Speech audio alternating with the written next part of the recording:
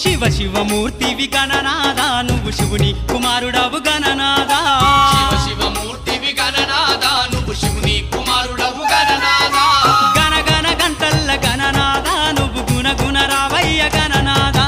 శివ శివమూర్తివి గణనాదా నువ్వు శివుని కుమారుడవు గణనాదా శివ శివమూర్తివి గణనాదా నువ్వు శివుని కుమారుడవు గణనాదా